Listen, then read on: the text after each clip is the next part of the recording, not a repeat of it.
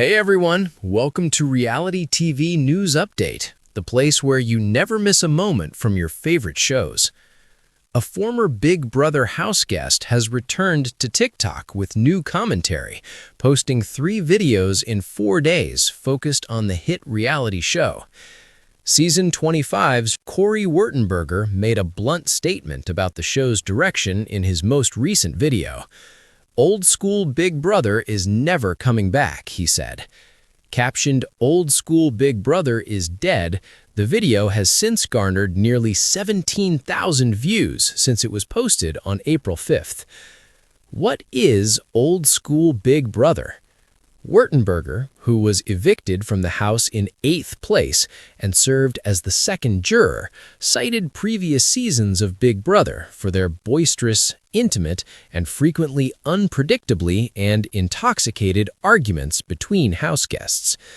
For instance, on Season 6, Bo Beasley called Janelle Pierzina a polyester hair expletive during a drunken argument, and she responded by calling him a gold-digging expletive. In the same season from 2015, Howie Gordon got into a heated fight with April Lewis and threatened to eat her dog Pepperoni. Moments like that became a defining part of the show's early years. Fights regularly escalated beyond gameplay and into personal territory. Big Brother 12 in 2010 has a couple of other examples in both arguments in the house and diary room commentary. "You're about as classy as your nasty hair extensions," Reagan Fox told Rachel Riley during one confrontation that played out across the house and for much of the season. Brittany Haynes also became known for sharp, cutting commentary in the diary room. "Looney Tunes Annie was after me like a frickin' rabid mountain lion," she stated about Annie Whittington. "I tell you that I'm going to be sleeping with one eye open." Why has Big Brother changed? Corey Wurtenberger weighs in. Wurtenberger gave a simple explanation for the shift: social media. "Players today are more aware of how they will be perceived once the show ends," he said. "Simply put, people are afraid of backlash," Wurtenberger added. He also noted how quickly moments from the show circulate online. "Everything is clipped and those clips are circulated," he said. Wurtenberger also mentioned production, saying that he thinks it has changed the show's tone, but for one major reason. Regarding the old-school era of Big Brother, he stated, "Production just gave the house guests way more alcohol."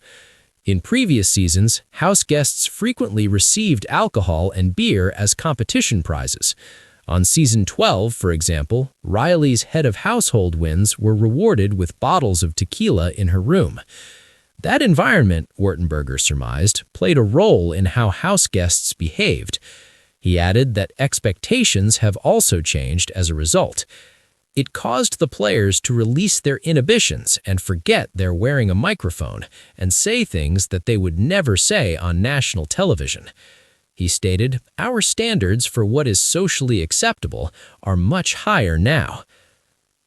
Antiseptic and lost time permeated the hospital room. When Arif Rahman opened his eyes, the world didn't rush back. It flickered, like a broken broadcast trying to find signal. The ceiling white, cracked, a machine beeping steadily, and a face hovering over him, blurred at the edges.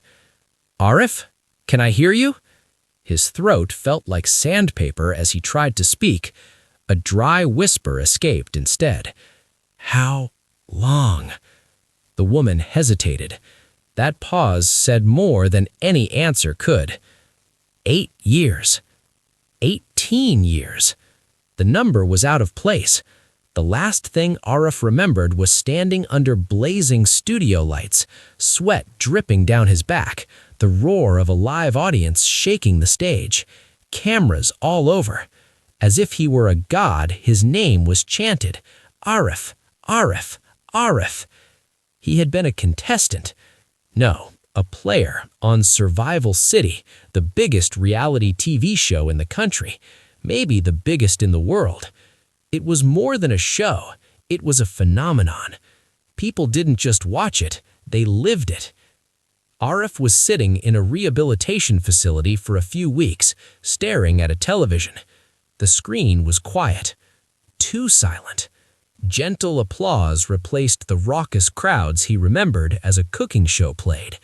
"Where are the major events?" he asked. The nurse appeared perplexed. "What do you mean?" "Reality shows, competition displays, Survival City, Last Stand, Island War, anything." She smiled lightly, almost sad. "They don't make those anymore." Arif initially interpreted it as a joke, but the more he asked, the more the truth settled in like cold rain. The era he came from, the era of massive reality spectacles, was gone. Not fading, gone. Back in his prime, Arif was a fan favorite. Although he wasn't the strongest or smartest, audiences adored his authenticity, or at least what they thought was authenticity. The producers had guided discussions, edited emotions, amplified conflict. Drama, alliances, betrayals, and breakdowns made the show a success, and the audience devoured it. People voted contestants out in real time. Every night, social media exploded. Brands poured money into sponsorships. It was unstoppable, until it wasn't. "What took place?" Arif asked one afternoon. He was sitting across from a journalist named Nabila, who had come to interview him, the man from the old world, as some headlines called him. Nabila tapped her recorder. "A lot of things," she said. "Mostly scandals." Arif frowned. "What kind of scandals?" She hesitated, choosing her words carefully. Contestants started speaking out about manipulation, stress, psychological, unsafe conditions. Arif's chest tightened. He recalled the lack of sleep, the constant surveillance, the way producers would whisper suggestions right before filming. "Say this, talk to him, cry if you can." He believed it was a game mechanic. Then there was the incident. Arif leaned forward. "What happened?" "A contestant died during filming, season 14 of Survival City." The room went silent. Arif's heart pounded. "No, that's impossible," she said softly. "It happened." After that, everything changed. Public trust shattered. Sponsors pulled out. Viewers turned away. Not all at once, but enough.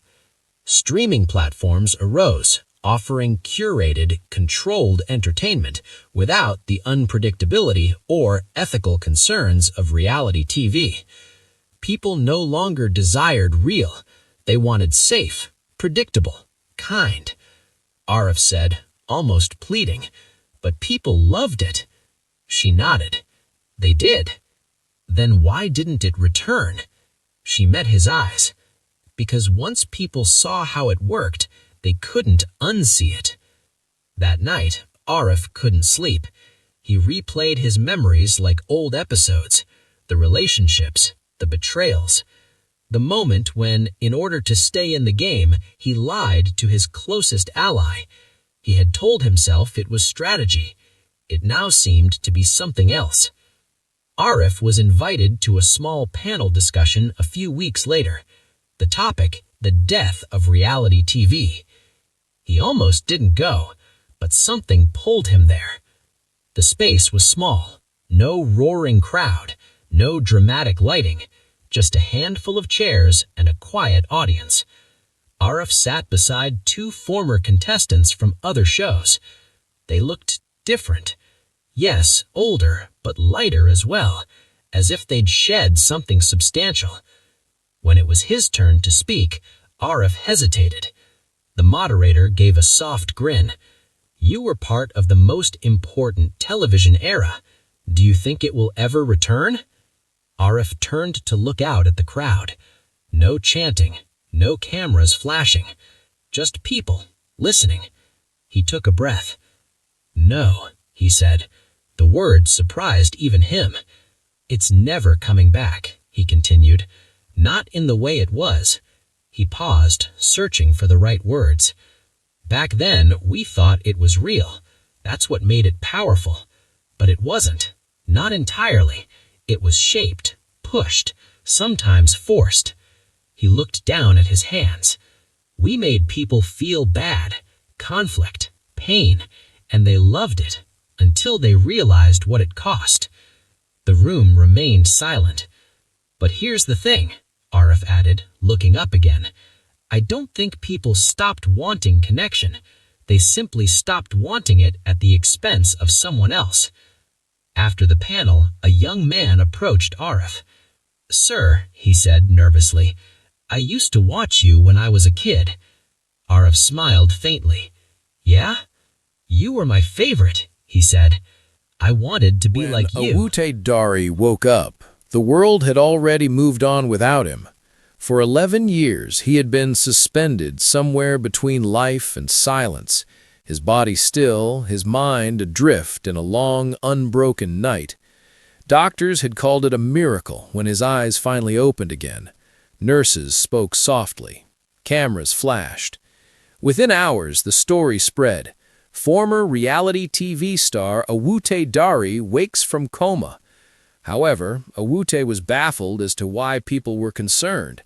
The last thing he remembered was standing under blazing studio lights, sweat dripping down his neck as the host shouted his name. The people had screamed. The cameras zoomed in.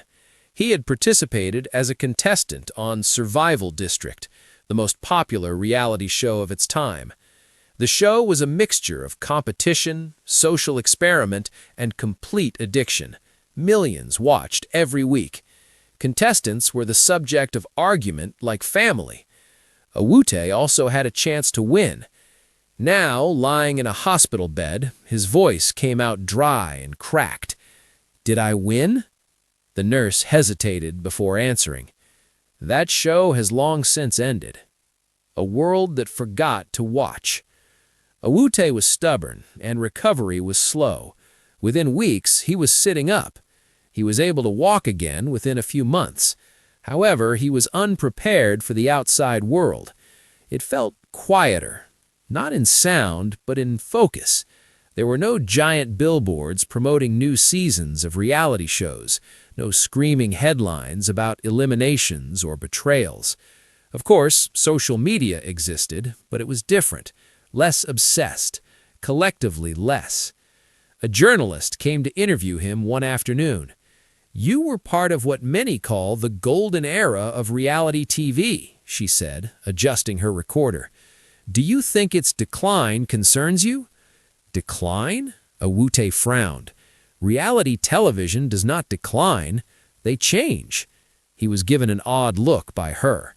They didn't evolve, she said. They went away. The summit. Back in his apartment, smaller than he remembered, or maybe the world had just grown larger, Awute began watching old clips of Survival District. There he was, younger, louder, alive with ambition. Alliances formed and broke in hours. Arguments erupted into moments that went viral. Every gesture, every tear, every whisper had been captured, edited, and broadcast to millions. It had felt real. That was the point. But then Awute noticed something unsettling. Watching it now, it didn't feel real at all. Too perfectly swelled the music. The cuts came too quickly. The reactions seemed exaggerated, almost rehearsed.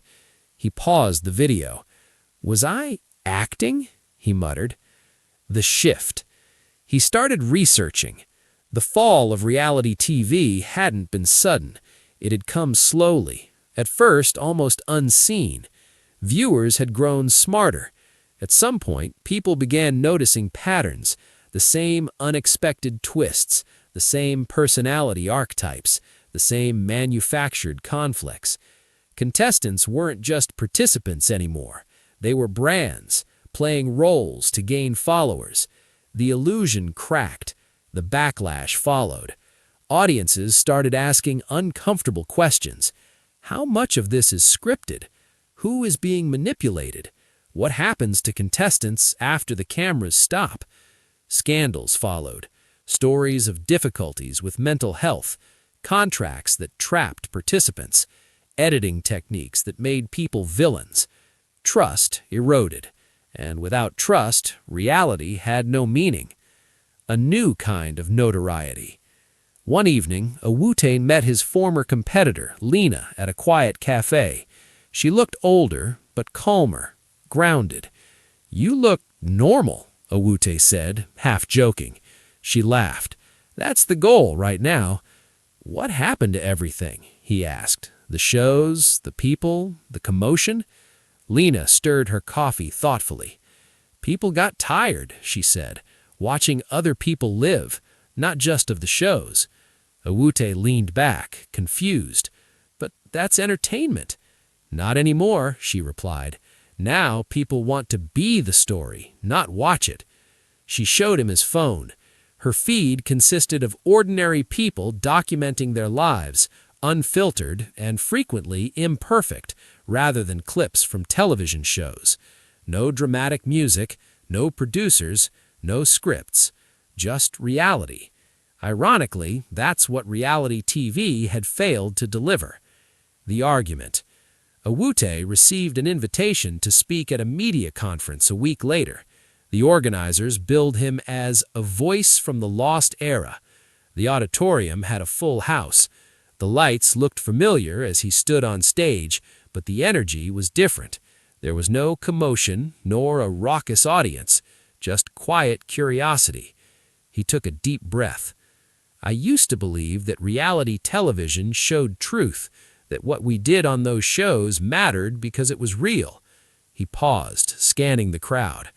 "But now, waking up, watching it again, I don't think it was ever real." The audience started to mumble. He went on to say, "We were edited into stories, transformed into both heroes and villains. Our emotions were real, but the narrative wasn't." He looked down at his hands. "And it's possible that people didn't get bored and stopped watching. Maybe they stopped because they realized they were being told what to feel." Silence filled the room. Then he said the words that would echo across headlines the next day. "The hit reality TV show era is never coming back."